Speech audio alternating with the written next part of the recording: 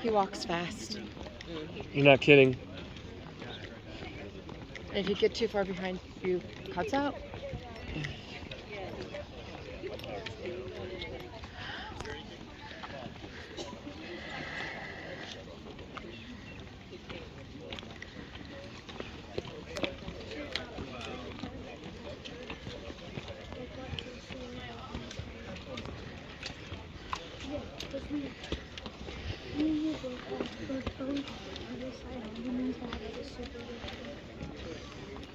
They must have had. I didn't know that was yours. Just let her drop it on the ground. Mike, mine. I didn't know it was yours. You're like you spit on it.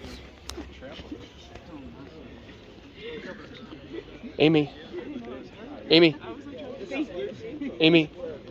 Amy. Stand over here with the Gordons.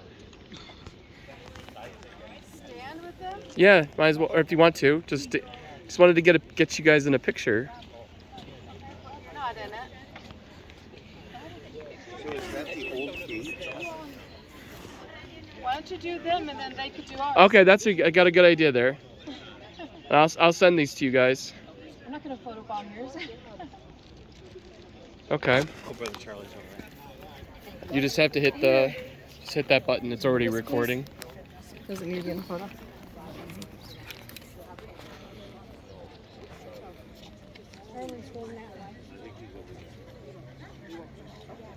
I understand. My eyes are so sensitive today. I constantly want to cry.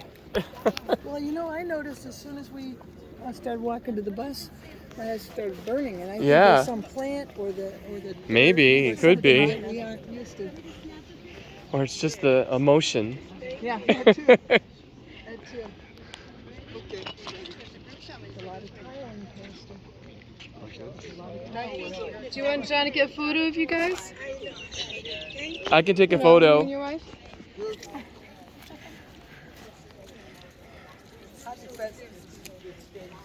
I'll replace the mosque with the temple though in the picture. They look great. We'll let everyone know you switched to religion. He came back an imam. Yeah, right.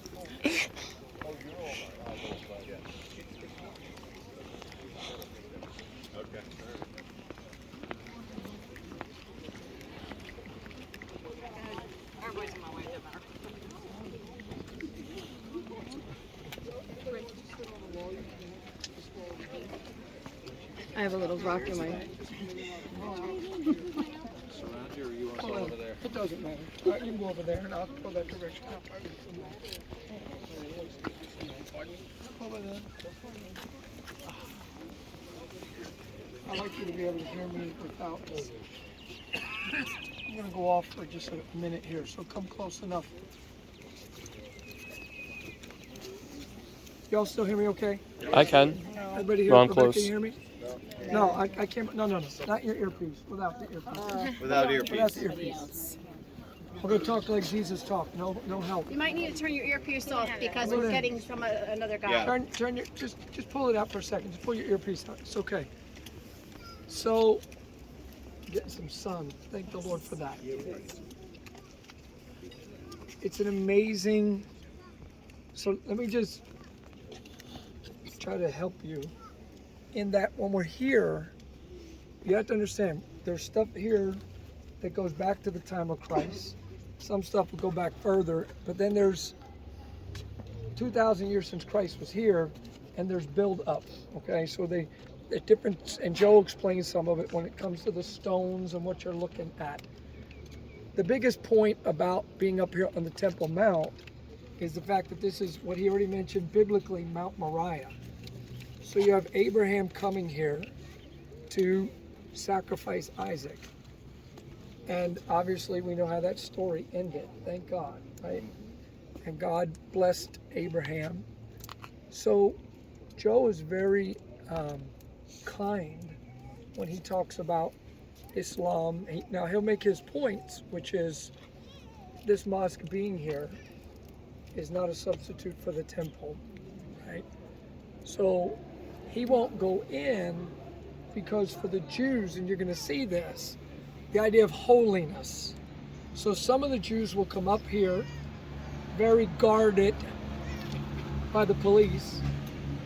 The ultra-Orthodox will stay down at the bottom at the wall there for the most part. Whatever percentage of them would not come up here, because there's some that think that the ark itself might still be somewhere here buried in the Temple Mount area, and they wouldn't desecrate it by walking on top of it. Ultimately, and you will hear this, and Joe won't say much about it, but the idea of a rebuilding of the temple, okay, and there are plans designed for it. The Jewish people are smart and wealthy. If they were to take down this shrine here, and by the way, if anybody walks up on us from their policing group, I will change to a different subject and then we'll come back. And sometimes they will as we walk, and they'll come right up in my face or your face. So ultimately, you're standing on what is politically the hottest spot in the world. Because if anything would happen to that shrine, that's not a mosque, that's a shrine for where Muhammad ascended to heaven in their belief system. If something happens to that, we'd have World War III from the Muslim world coming against here. So they protect it. You see who's really in charge by the Jewish police coming up here. Whenever you see something happening on the Temple Mount, the mosque is where that's centralized. Now, I was here over 20 years ago with Dr. Sexton. We were here a couple of times. I've been inside that mosque. It's massive. So for us, think principalities, powers, rulers of the darkness of this world, spiritual wickedness in high places.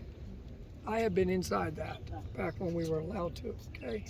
To be honest, it's one of the most demonic places I've ever been in my life. Probably, if not, number one, in the sense of, and when we were here, Dr. Sexton pointed these things out. Just some of you know the traditional satanic symbols, goat's head, all that stuff. If you look, it's all in the marble of it, okay? So we all know there is a battle going on, right? Nothing has changed. So when you think through the centuries and all the fighting and so much over Jerusalem, Islam is counterfeit. Everything about it, right? It's counterfeit. Now, this and what's going to happen to this, it's great debate, right? When it comes to modern day, how this is going to happen. So when you always hear about how come they just can't get the peace negotiations, figure it all out, it's the whole battle of it. So that's just kind of a little bit. He didn't really mention much about it, but they did some type. The whole. I'm trying to be kind and yet direct, including up here. There's just a lot of stuff that's going on politically all the time with what's happening. Ultimately, here's the context I want you to think. Solomon, when you read through his building of the temple and it being at this location, how marvelous that would have been. When you read about the sacrifices, when you think about the music, can you just see the sun shining? I just want you to try to think in your eye and get a good look and just imagine how it would have been with the trumpets blaring and the music and the priests and you talk about the smoke ascending up to heaven, and you talk about incense and all of what that would have been like. Majestic. I mean, it's a majestic spot there. And that whole idea of entering into the Holy of Holies. Now again, because of Joe's beliefs, this is as close as he'll go. He won't get closer to this not because it's just anti-mosque, it's also respect for what he believes is actually there. So you'll hear him talk about the foundation stone. There's a giant stone inside of here. And that's, again, where the Jews believe that Abraham would have offered up Isaac, and him being the father of the Jewish people. They have great respect for that. We have... Do the Muslims have respect because of Abraham and... yeah, but Abraham and Ishmael is how they view everything. I don't have my Bible, which I'm a little hamstrung, but I have some scriptures recorded. Bring it up to the time of Christ. Okay? I just am we're so used to thinking church and we're in a building. But you have Christ in the midst of all that was going on with traditional Jewish religion under the law. You see the Orthodox, ultra-Orthodox, the Hasidics. It's a pretty intimidating group if you're not used to being around them. Now you have to understand, the Jewish people by nature are not trying to be unfriendly, but they're protective. It's a brotherhood. When they're together, you know, they're always under attack. So they have to be careful the way they are. But there's also, if I could say it, you can imagine the Phariseeism, and with the Pharisees and the Sadducees and the ruling class. So you have Rome over what's going on here. But you have really the Pharisees and Sadducees and the scribes and everybody with the Jewish people. So you can imagine, some of you saw this on the plane, all the pomp and circumstance of worship, right? And you're wrapping up and you're putting on and you're doing all you do. So when, and the people, the common people, there was that revering, that respecting, because you've been taught that because of what would happen in the temple. Well, here comes Christ. Here's a Galilean. Where did he come from? And one of the big things that he was doing that really got it stirred up, he's up here on the temple and in the temple area and in the temple, and all of a sudden he's teaching and he's preaching. What's the Bible says? There's one having authority, right? So he's out here and like out of nowhere. Now they had seen him once at 12 in the temple. Can you see a 12-year-old? Jesus here with these doctors of the law. Now you're going to see that when we go down to the Western Wall, the prayer area, and you're going to see people, includes to this day, they don't have, everybody in Israel, Jewish citizens, you have to join the army at 18, you're in, except the group that's all decorated, the ultra-Orthodox, they get paid to study the law. They don't have to do all of what the other Jews have to do, and that's very controversial, by the way. Yeah. But there's that group, and just like in Jesus' day, these guys studied the Old Testament nonstop. And here comes Jesus at 12, a kid out of Galilee, right? And he's answering their questions. And he's telling them stuff and interpreting stuff, the law, and putting that in context. And what did he tell Mary and Joseph when they came back and found him? Knew ye not that I must be about my Father's business. Father's business? He's taking care of business up here at the temple, and he's teaching grown men who've been studying it their whole lives. As he gets older and he comes back on the scene, there's just so much in the Bible about, you know, Christ in the temple. About John 2:14, and found in the temple those that sold oxen and sheep and doves and the changers of money sitting. And when he made a scourge of small cords, he drove them all out of the temple, and the sheep and the oxen, and poured out the changers' money and overthrew the tables. Can you see that happening up here?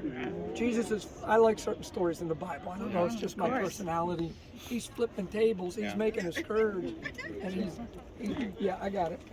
And that's going on. Good morning. And so think of the controversy when he's here, and you talk about causing an uproar, right? And that's all going on up there. Again, I don't have time. We'll read through the whole New Testament. How about this? Destroy this what? Temple. And in 3 days I'll raise it up. So here it is. They have this edifice. And he says, destroy this temple. And they're thinking, we're talking the temple. And he's talking the temple of his body, right? So he's teaching these things. He spake of the temple's body. So, and again, I'm just scrolling through here. Over and over, John 7:14, now about the midst of the feast, Jesus went up into the temple and taught. John 7:28, then cried Jesus in the temple as he taught, saying, you both know me, and you know whence I am, and I am not come of myself, but he that sent me is true, whom you knew not. So you have Judaism, but then you have Jesus. And he comes in.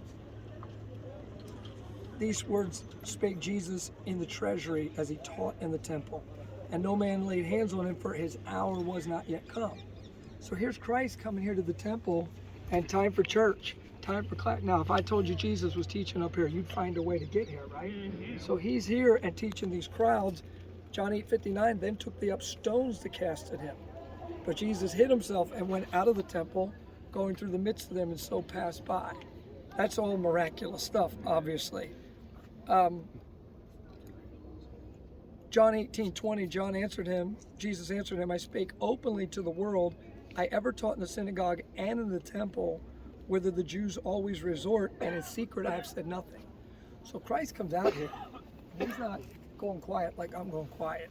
He's out here in a commanding voice, teaching like no one else ever taught, and preaching like no one ever preached. By the way, his first message was repent. And man, when he went after the religious crowd, he had no mercy. He scorched them up here in front of all the people. Now the group that would have, you can imagine there's a percentage of people who's loving his preaching, because they started to understand, yeah, this is all outward. And that's what you see, so much outward. Sometimes today, modern day, people are using the words legalism to describe people who have standards, as compared to, you're looking at legalism, right? I mean, true legalism and what people were doing. So I'll finish with this, just the idea of Christ and his teaching and his preaching. Just the main thing. You know, you could go through the Bible. After you get this visually in your mind, you start thinking about the temple. It'll have new meaning for you for this area. Acts 3:1, now Peter and John went up together into the temple at the hour of prayer, being the 9th hour. So 3 o'clock in the afternoon, they go up, and the man is healed. He laid daily at the gate of the temple, which is called Beautiful. Okay, now most believe that the Beautiful Gate, or what would be called the Golden Gate, Eastern Gate, okay, that is the modern Eastern Gate. Okay, now we're going to walk over in that direction. Joe's probably going to be looking for me by now, but that would be the Eastern Gate. So we'll talk about that more from the Mount of Olives later on. There would be an Eastern Gate that would have been under, and then this Eastern Gate. So there's whatever controversies about, they'll get into it. I think it was Saladin who walled up that because of knowing some of the prophecy, and we'll look at that later on when I have my Bible. But the idea would be of Christ coming back to the Mount of Olives, coming through the gate and up to the temple. We'll talk about more of that this afternoon for those of you wondering about that. But last verse I'm going to read you. Listen, Acts 3:8, and I'll read 10 too. And he leaping up, the man who got healed, leaping up stood and walked and entered with them into the temple, walking and leaping and praising God. And they knew that it was he which sat for alms at the beautiful gate of the temple, and they were filled with wonder and amazement at that which had happened unto him. When I think about healings in the Bible, they're wonderful. To me, the greatest healing for all of us is, spiritually speaking, when we got saved and what the Lord did. And here's the thing. We know, including with the Jews of the rebuilding of the temple, we don't have to be looking at a temple building, because Jesus Christ went into the Holy of Holies in heaven with his own blood. When that temple veil was rent, can you imagine? That temple veil was rent. So the Jews, Joe will talk about holiness. You heard that today. For them, this is the holiest spot. And they're going towards holiness, and they're praying towards holiness, and their game is holiness. And they're thinking temple still, and thinking animal sacrifice still, because they're still waiting for Messiah. Aren't you blessed to know the truth that Messiah already came, fulfilled all the prophecies, and thank God we have direct access now, because there's one mediator between God and men, the man Christ Jesus. So it's fascinating stuff to try to, in your mind's eye, think about and know. And it's just good stuff, all right? Any of you pastors have a verse or comment you want to make about any of that, or at any time today, just raise your hand. But we're going to catch up with Joe here. We can't stay all day. Sometimes that door would swing open. You can see in a little bit. It's a weird place. I'm just telling you, it's a weird place. Sir? Charlie, when David offered the sacrifice that he didn't want to offer if it cost him nothing, was that at the same rock? I don't know. I don't know. So. There's a rock in there. Yeah, right here. That's the threshing floor. If so, here's the thought. Okay, there's controversy about the rock. I don't put as much emphasis on that foundation stone as Joe would. Okay, we know this. We're on Mount Moriah. You understand what I'm saying by that? Absolutely. Yeah, Temple Mount Moriah. There's no doubt about that. As far as the foundation stone being everything, some of the Jews, and Joe might talk, goes back like Adam and Eve and different things, and it can. I'm not going around stone hugging as much as the bigger part of the location, if that makes sense. There's another rock over there called Yeah, we'll get. So let's do this. We've got to meet up with Joe. We'll keep going, and you want to take whatever. Let's walk down here by the eastern gate, and then we'll go out that way.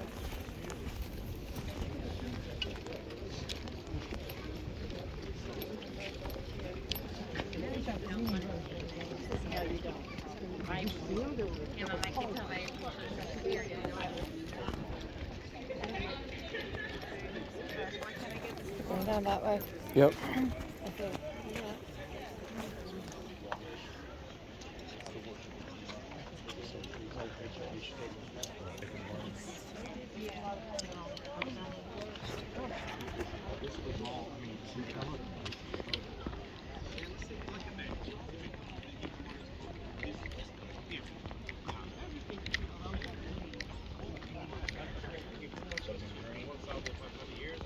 Have defeated just to come in Crusaders, Osman, Ayub, Abbas. He used to build something. Now all the rules now come over.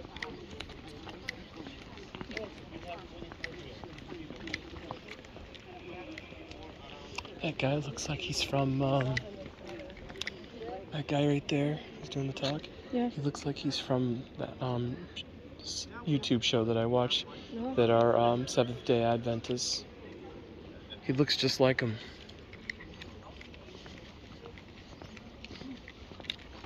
Look at this fluffy guy. We want to get a picture of you, little guy. Guys, stay still. Pose for us. There you go. Good job. Pretty bird. Good posing. And there's some pigeons. Those, Yep, those are clearly pigeons, yeah. and that's a crow, but it's an interesting looking crow. They bred with some seagulls. I think some of these pigeons bred with some seagulls too. Look at the big bright eyes. The bright red eyes. Oh, I think the kittens are in the wrong place. They should be up here with all the pigeons. Yep.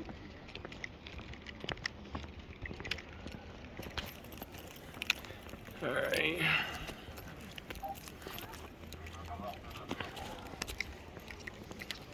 Phone's starting to warm up, so hopefully we'll be in some Tuck it for a shade. little while. Hmm? Tuck it for a little